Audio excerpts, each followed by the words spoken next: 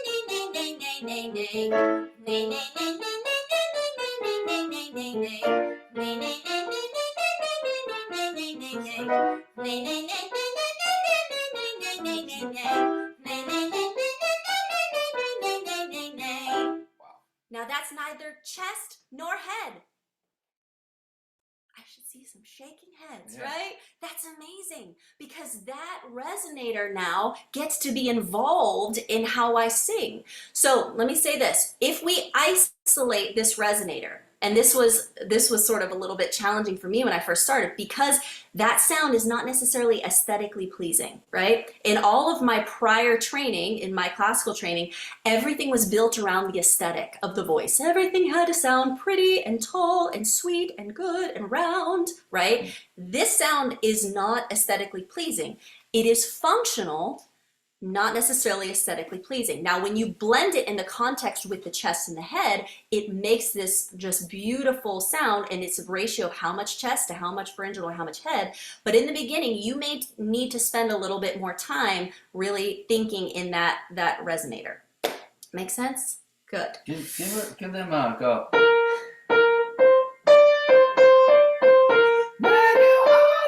Say na na na na na na na in your mix.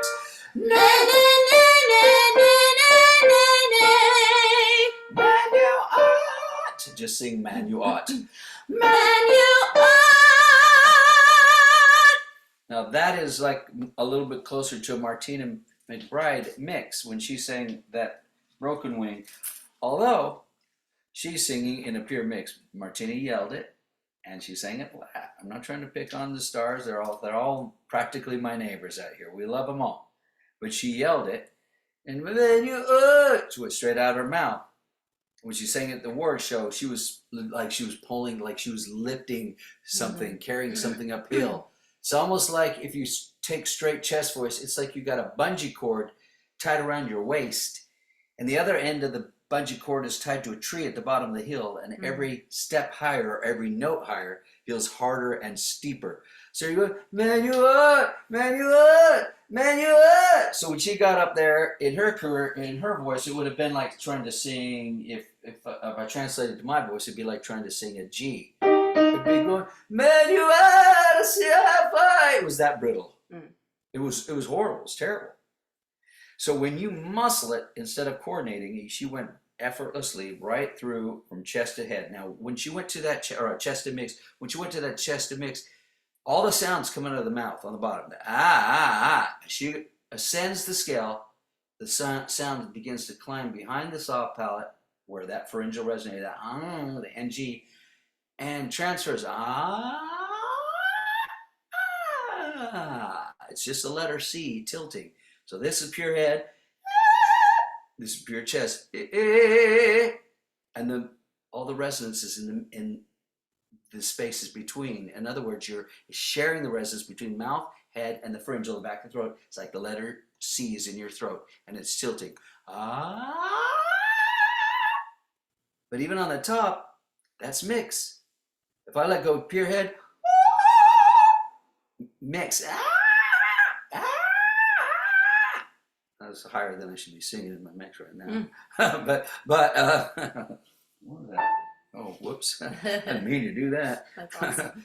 But she's gone in her mix all the way up to woman's high C's. You're actually not supposed to do it that high. She can. And she goes to that to protect her G where she went earlier. In other words, if you get these aggressive sounds, this is all the foundation of commercial music. She's not going to like this. She'll like it. She's a little sheepish about it. But her nickname around the studio is Client List, because she teaches everybody. There's a couple labels that are just like, we just use Chanelle. And we love that. We as I told her one day, I said, you're going to have a bigger client list than me. And it's approaching that. And she knows how to make that leap. So she was the best and most obvious choice to do a program like this. Because what happens, she comes in there and said, I'll tell you what, you need to make a commercial sound. If you don't get into your tone, and I hear her in the next room going, aggressively. And some girls go, ugh. But then they open up and the sound is glorious. When you apply it to a song and you relax it, you're going to go to extremes. And you relax. I'll give you an example. I could go, na na na na. That's ugly. Na na na na. Even uglier. Once in there, na na na na na na ma ma ma ma. I'll let off of it. You're gonna go nasty, half nasty, zero nasty. It's going back from the excessive to a speech-like tone, and she's earned her position of master associate. That came very difficult. I was hard on her. Yes. And by the time she got to that point, I said, you've probably been a master for a year.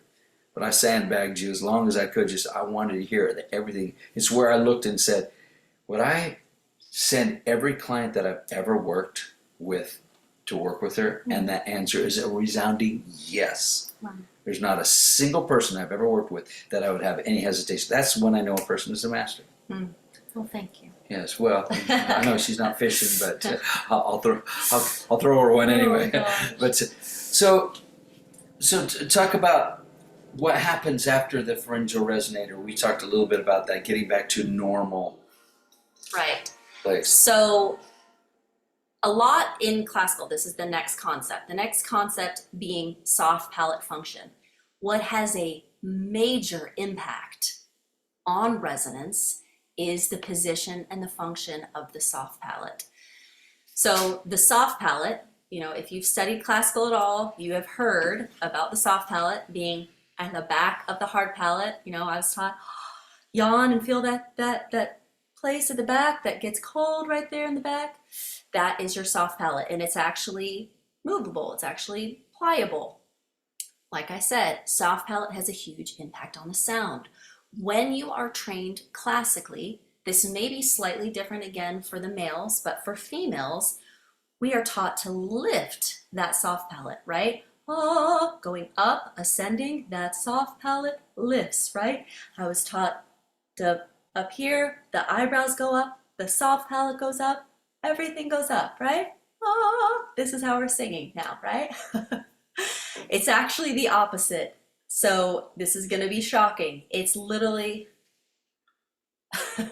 we need to let everything relax down. And that goes from the top of the head to the eyebrows, to the muscles of the face, to the soft palate, letting that soft palate be more neutral, the jaw neutral, the tongue neutral, all the way down here to the muscles of the throat, and allowing that larynx to be more neutral. So everything got flipped upside down for me. You can imagine. I was going through my scales and I was like, nay, nay, nay, nay, nay, nay. And Brett was like, oh gosh. And he literally told me, he was like, if you raise your eyebrows to go higher one more time, there's a school bus full of children out here that's going to fall off a cliff. And I was like, oh my gosh, okay, point taken. So it was work for me to just get this down. But this right here, as silly as it sounds, had an impact on what was happening in here. I was lifting internally because my eyebrows were lifting externally. So a big thing as you go through this is to make sure, am I neutral in my face? So we can do a quick sort of soft palate check to help that soft palate relax. An NG. An NG is a great exercise to feel that soft palate and to help that soft palate relax. So if this is the soft palate right here, right? If this is its position, if I'm going,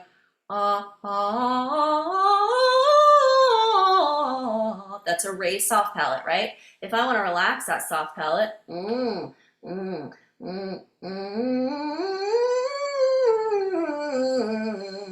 right there, I'm going to think about relaxing that soft palate. What's actually going to happen is the tone is going to ascend behind the soft palate here and be more in the nasal, towards the nasal and back of the pharynx here in where the nasal passages are. So that is going to be a great exercise that can help you to relax your soft palate.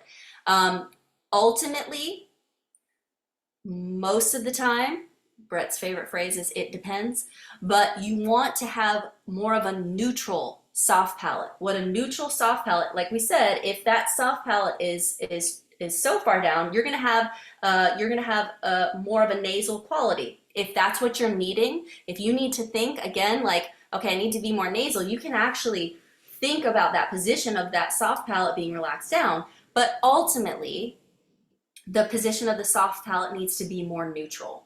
So, sometimes we go to the extreme. If you have a raised soft palate, you can think of more so far lowering the palate, but really an overall goal to have it be more neutral. You want to add anything? It's almost like the speech, you hear the news guy. He talks very natural, right? He doesn't talk like this, like Jimmy Stewart. That's already soft palate. So when I hear opera singers going, Ave Maria, it's just too much, man. And again, there's not a lot of people who do that excessive. But I do hear most people lift up, higher. And I said, why are you pouring weight under the voice and then telling them to relax? Because what happens, you start to raise your soft palate. What happens is there's a stylohyoid process that attaches to the larynx, and that thing starts to spasm. And so you will cause spasmodic dysphonia. The person's voice will begin to shake, and they'll not know why. Now, does this happen for everybody? No. I'll tell you what. I'm going to tell you a shocking thing that people are really surprised to hear this from a vocal coach who's been teaching as long as I have. I know people with absolutely atrocious technique. Everything they do is horribly wrong, and yet somehow they just kind of sound good. But I also know people who live to be 105 and they smoke cigarettes every single day. They are the exception, not the norm. Hmm. The norm is for people to come. Thank you, appreciate it. The norm is for people to come to us saying, I've been singing with a raised off palate, my throat hurts whenever I sing, because the raised off palate is also symptomatic of, if, does anybody ever hear this? Sing like you're swallowing a golf ball, or like an apple, it's in the back of your throat. Anybody ever hear that? Oh, do that, lift your throat like you go, oh, oh, immediately it aches. But NG feels like nothing. Now, if the soft palate's too low, you're going to be too nasal. So you don't want to be here? You don't want to be here. It's finding that, like she said, in the middle. Ah is lifted. Is down. Like the schwa in Mandarin, which I've been to China twice teaching out there. Their word is shui. That shui, the shui, but the shui leaves that soft palate sitting right in the middle. You almost hear nobody go shui. It won't work. And they can't go shui, just shui, shua, wa, yeah. You say, yeah. Nobody go, yeah. That hurts. Yeah. It's ridiculous. So you're trying to get as close to talking, because that's what commercial, and she's going to go over that here pretty soon. That's what commercial singing really is. It's like if you were talking and then suddenly went from talking to now I'm singing. That's it. You're just, it's sustained speech. Right. Yes. But with more personality. Yes. Your personality. So next, larynx position. So the larynx, for me, don't know about anybody else in their training, I was not talked to much about my larynx. The larynx being the voice box for men, their Adam's apple. For women, it's the V-shaped notch. It's more hidden, and thankfully you can't see it on us. But the vocal cords are housed behind the larynx. Larynx position is another part of the mechanism that its height and its position bears a lot of impact on the sound and the tonality. So with the larynx, the ultimate goal of commercial singing is to have more of a neutral larynx. However, that can change based on the quality that you are trying, that you're going after. And it can be different for different genres too.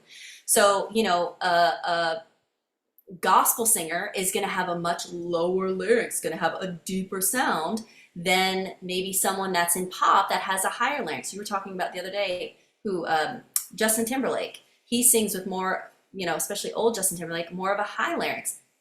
I don't think he's having any problems, you know, making money off his voice, but that's a distinct sound in pop that can be achieved, and what bears a big impact on that is the larynx. So some classical training does focus on the sort of open throat and, you know, lower larynx, but then you couple that with a high soft palate, like we just talked about, low larynx, high soft palate, and you have a very distinct classical sound that does not function well in a commercial setting.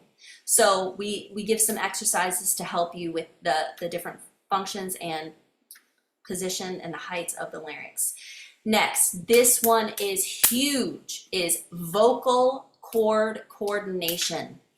Approximating the vocal cords, learning how to really be in control of what your vocal cords are doing.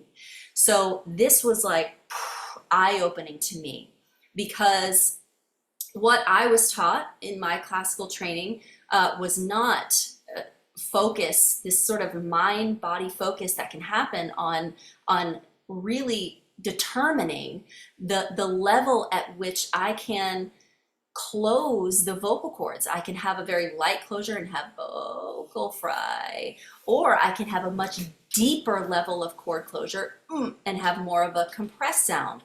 So this is taught in some schools of training within classical thought, and it is really, like Brett was saying, for men, it is really to sort of bear down on the voice. And so therefore, sort of utilizing these external muscles to create this sort of forced compression in the vocal cords, compression meaning so to compress, to make smaller.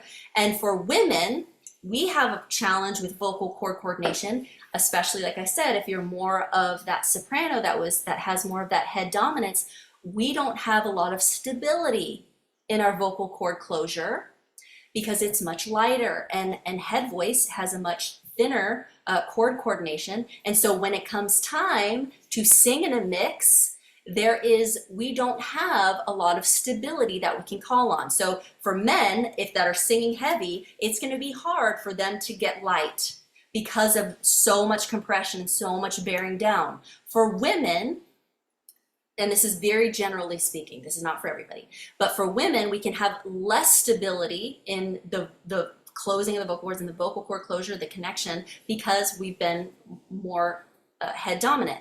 So what this method, this commercial vocal training method, trains you to do is to be able to go from light all the way to more of a heavier or compressed vocal cord closure, deeper cord closure, and everything in between. That's what we consider mastery, is when you can go super light and pianissimo on a scale, and then you can turn around and the next time you can compress and you can be nice and deep and have a lot of cord closure the next pass. That is what we consider to being able to really own your voice and what you want to be able to do with it. So, and parenthetically, let me add that in classical, the onset is there are staccato onset, but typically it is like a silent H. But no, Ave Maria. You wouldn't do that. You'd never, a country, a glottal stroke. You don't do glottal strokes in opera. Sometimes you might, in the middle of a phrase, you may hear somebody do that little emotional glottal stroke. But what you're not doing is you're not learning, as she said, especially for females, on the top, they're not going, they're saying, but they're not, they don't start with that. And if you can't find the,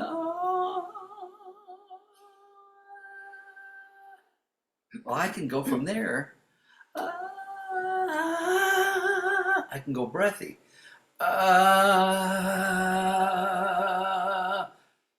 Now there's a little distortion. I like that rasp, but it doesn't hurt. It's allowing a little bit of air to go through on slightly compressed vocal cords. If I'm singing merely breathy, hey, gutless, hey, has some sound to it, and I can still close the chords completely. This is exactly what she was saying. I can say, hey.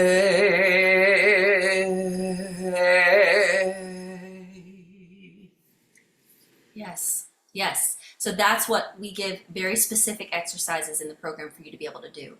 So very quickly, those are a couple of the main concepts. I want to give some other concepts so you know what you're getting into when you get this program. We're going to be talking about voice classifications and the differences between classical and commercial, vowels and consonants. The role of breath support is going to be a big one. I know that is really trained in classical singing. It's utilized very different in a commercial setting. The style concepts that we go over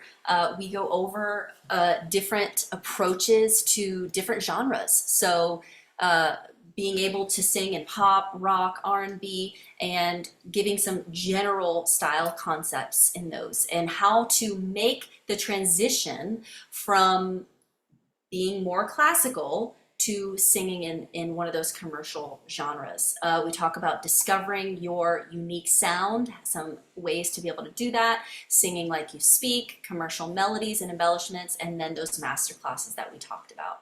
So right now, we are right on track to do some Q&A. We would love to answer some questions from you all and do our best to just answer them briefly as best we can and in the time that we have left. Did you all see that we have an introductory offer too, and it's just for the people who are on here. It's a 50% off on the launch. So get it. This is one of the few programs that you can literally own because most everything is streaming. But we're doing this separate. It's not for the VIP because it's a specific niche that you can own for the rest of your life. Mm-hmm. So definitely want to take it. Man, how long did we work on this? A year and a half, I think, Yeah. maybe. It's a labor of love. Actually, it didn't feel like a labor. It was an obsession. If you love something, it's not a labor. So we have a question here. I'm going to read it out. You'll scroll up just a little bit. Okay. She said, this is from Rebecca Wells, how does finding your own personal sound fit into good technique? How do you find a unique sound? So how much time do we have? So finding your own personal sound and good technique here, they can go hand in hand. The reason I bought in, if you will, to this program, imagine, and this is, me coming from more of a classical background to making just the jump to commercial singing. I had to leave a lot of preconceived notions behind. And I also had to leave some judgment from people that are in that school of thought that, have maybe turned their nose down. This is what I experienced to commercial is not as, technically sound, or it's not as hard, or it's not as put together as classical training. So one, I had to sort of just leave those concepts over here and just say, this is what I did. When I walked in this building, I looked at Brett the first time I met Brett and I said, teach me as if I know nothing. Teach me as if I know nothing. Because if I'm carrying all this baggage and I'm in the middle of trying to learn Brett's method, I'm trying to sort through all this old baggage, it's actually taking me a lot longer. So if you're going to embark on this, everybody's different, but what could be very helpful is to set the precepts that you have aside and say, I'm going to go all in on this. And it takes a level of trust. And then I'm going to sort through, how these things can overlap later. So you can trust this technique. This technique was founded by Brett in 1996 and became the #1 vocal training program that sold online in the entire world. This man has coached, I think there's 87 Grammys and different music awards between the people that he has coached. So it has viability and it has technique that you can trust. You can hang your hat on that. So you have to really submit yourself or surrender yourself to just learning the technique. So the technique and your unique sound can go hand in hand. We'll have to talk more on the finding your own unique voice later because that's kind of a loaded answer. But so how much compression is too much compression? When the throat hurts. Yeah. When you're doing it and you can see it on the outside. Mm-hmm. If you don't see anything in my face, if you're deaf, or if I hit mute and you can't hear me sing, and if I'm saying I don't know, if I said heard it from the other side, well, I don't want you to see when my high note's coming. Heard it from the other side. Now what if I decide to get deep? Other side, other side. A little breath through there. That's the range of compression for me, where I can feel a breathiness that doesn't hurt, because breathy singing can hurt your voice as much as over compressing. If I squeeze through it, other side, well, that doesn't really hurt, but it sounds constipated. Nobody wants to sound like that, but there is a technique that has people sing that squeezed and then let go, and it has some viability. We've done that with people. So, oh, and then let go. Oh, so you want to grip enough to make it exciting, but if these muscles, the swallowing muscles that you can see, that we can see and you can feel, they'll start to come in. You start to distort your face, lift your chin, flex your neck. What is it? Distort your face, lift your chin, flex your neck. Those 3 things, you're in trouble. Yep. That's how you know. And there's a difference between external tension and pressure. External, like you said, tension that you can see, versus internal. and the chords being the ones that are bearing the load of your voice. And so that's what we want you to focus on, be able to train and have precision with. So you can go from, like we said, light to heavy, but you have to start light, because you do not want to add power to dysfunction. So if you can't do it light and right, you're going to do it strong and wrong. So that should answer that question.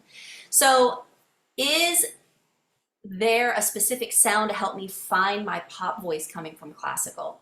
Without hearing you, like we said, one of the just fastest ways to get there is experiment with resonance. What does your resonance sound like? What are you bringing from classical into singing a pop sound? So if you take and you sing a pop song and you can hear, oh, I'm really heady, or oh, I'm just chest, and then I kind of have this thing coming in. You're off balance. So you can kind of spot check right there and say, oh, I may need to incorporate more of this nasal resonance into my sound to make it more commercial. Let me give a sneak preview into the program. There's a part where we just talk about being cool. I'll give you an example. I can go, twinkle, twinkle, little star, how I wonder what you are. But if I talk it, I instantly pop. Twinkle, twinkle, little star, how I wonder what you are. I'm just talking. And it's simple. It's just you can express without having to open up a whole can of worms. Like, here's all my voice. Please like me. Instead, just be honest. Little kids sing. All kids are pop singers. Yep. If you don't teach them anything, they just listen to the radio. My daughter is a pop singer. She sounds pop. She doesn't try. She sings like the people she hears. And what we have to do is we have to untie some knots. As you get deep into the program, you're going to be like, I see why. Because I'll tell you, you and I are having a struggle right now. Here's our struggle. I want to vomit everything out and tell you everything.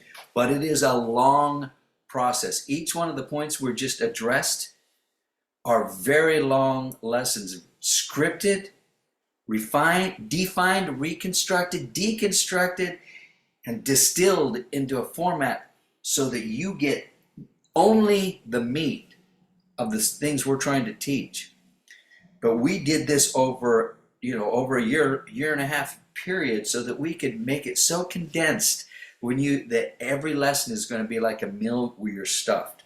So learning to be able to get that cool into your voice, there's tricks. Right. And just bouncing off that, most of us speak in a mixed voice. We don't talk like this, right? Unless you're Julia Child. You don't talk in just your head voice, right?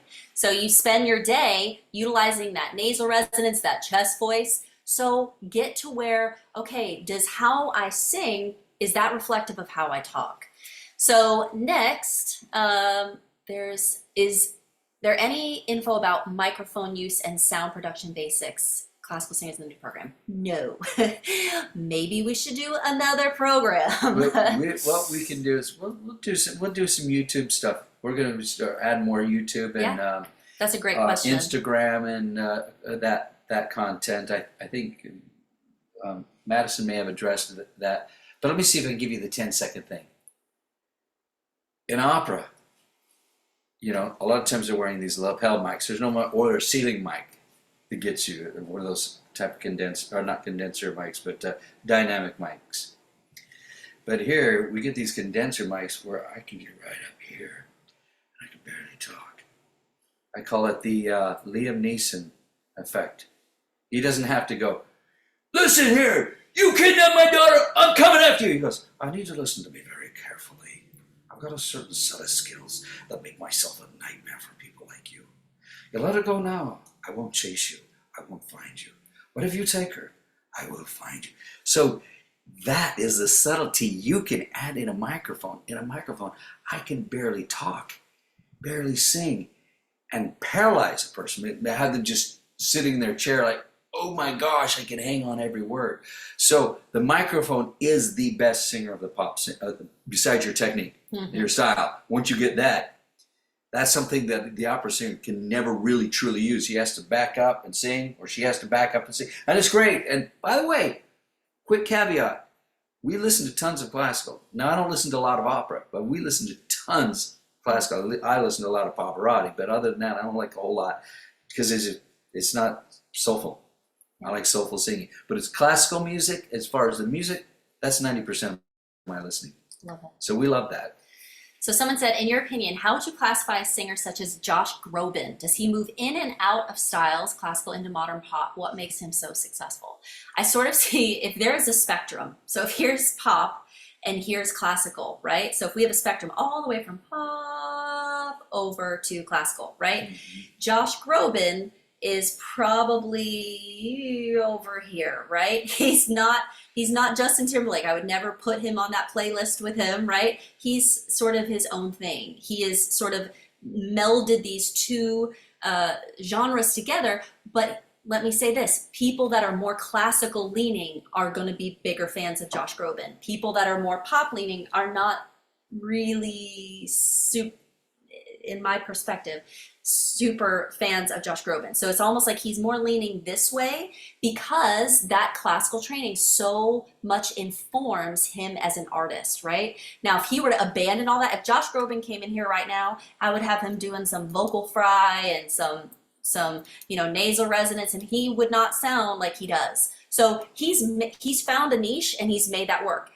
If that's the niche you want to go in, great. You can let that, some classical and some pop come together, but that's sort of a sub niche, if you will. Chanelle, did you ever struggle to find vocal fry when you first were learning contemporary technique? I've had a few students that struggle to access it. Seems very natural, so it puzzles me a bit. Yes, absolutely. In order to access vocal fry, you have to be very relaxed, and most people cannot get to that place because they want to put in more effort than is necessary to achieve vocal fry. So if you can get them, just like, I remember I had to get it, Brett would literally, he was like, put your feet up on the windowsill. Yeah. So like, my classical lessons, I'm standing up and I'm like this, and he was literally like, I want you to slouch over, put your feet up, and that's how I eventually got it. I had to just let go of all the extraneous muscles in my body that wanted to make the sound happen and just allow the sound to happen. So Helga says, the more effort, tension, and pressure I put on my vocal cords, the more strained my voice is afterwards, and it loses flexibility. That's right. So if you are putting that, like we said, that external tension and pressure and strain, you have to be able to, and this is what I love for my clients to be able to do, to start to gain awareness. Over your own body. And if you feel that when you're going through an exercise, you may just have to stop and abandon. I remember I finally got so mad at all that extra tension because I was trying to achieve this mix, and it was like I was pulling too heavy and then I was too light. I was pulling too heavy and then I was too light. I finally got, and I sat in that chair, my office right next door, and I sat there and I went like this.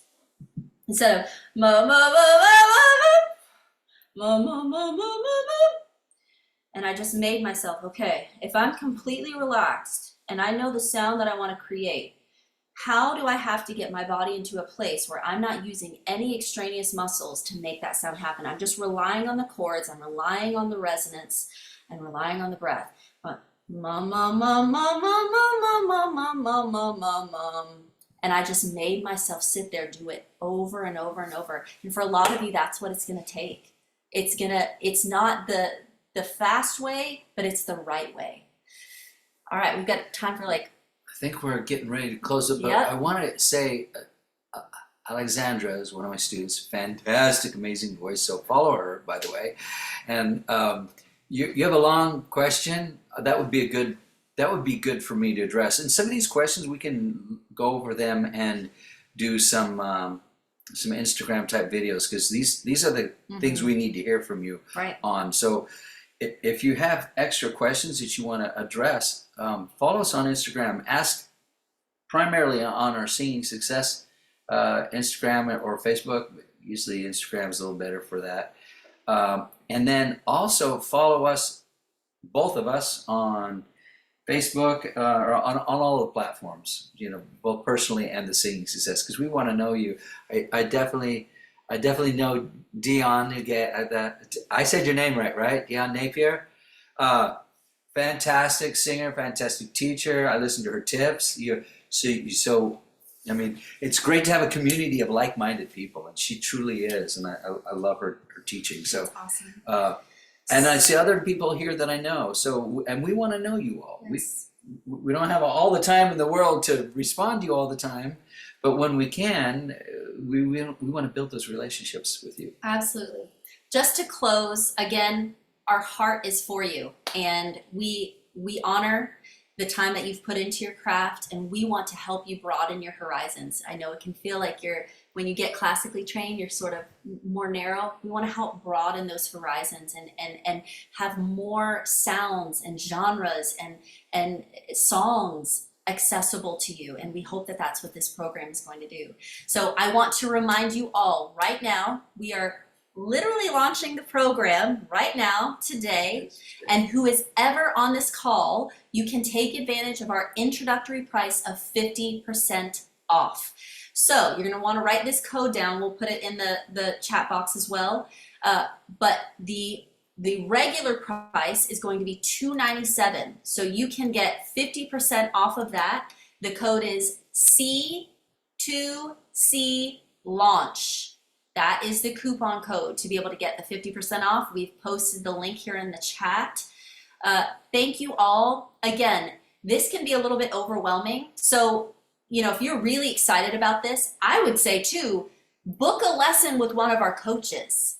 We all would love to be able to do this one-on-one with each of you. We know you all have your own stories, your own unique experiences, and we want to be able to help facilitate that move as you go from classical into your commercial training. So I always tell students, like, you know, if I'm the personal trainer, this program is like going to the gym. So it really would be effective if you could do it in tandem, doing some vocal lessons with one of our certified coaches and doing the program at the same time. Thank you all so much. We look forward to hearing your success stories. Send us messages, send us video updates, how you're doing. Make sure and take a before and after. So like before the program, after the program. We want to get those from you all. Thank you for joining us, and we will see you soon. Take care. Yay. Appreciate you.